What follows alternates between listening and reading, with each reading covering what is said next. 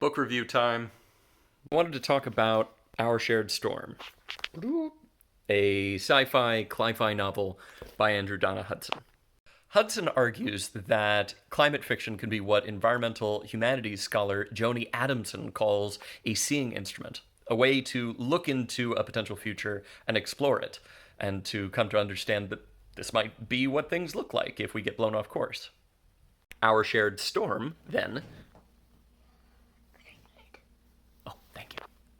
Our Shared Storm is actually 5 separate stories, each of them based on one of the scenarios of the SSPs, the Shared Socioeconomic Pathways, that show up in the IPCC, Intergovernmental Panel on Climate Change. These SSPs have 5 different versions of how we might play out, and let me show you what that means. So this is what this looks like. These are 5 different scenarios outlined. No, I can't do a video with 5 different scenarios. So SSP1 is what we want to shoot for. This is the future in which we make the most adaptations. SSP1. Worst case scenario is kind of SSP3, where we just continue all fossil fuel-based development, don't really change anything, and we're all standing alone.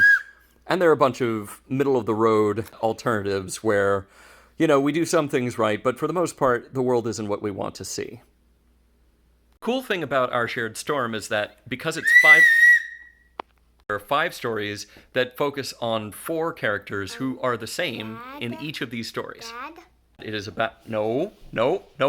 It features the same 4 characters in each of these scenarios. Like a Kurosawa film, the cast stays the same, but the situation keeps on changing.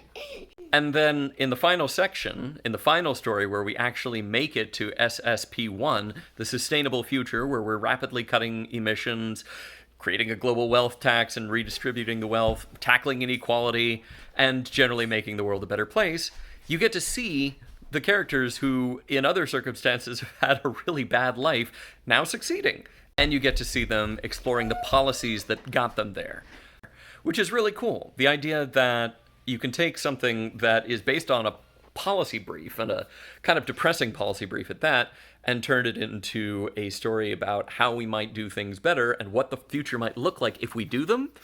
That's really cool. That's what science fiction should be. It's speculative fiction in the sense that this is a future that we could have if we tried for it.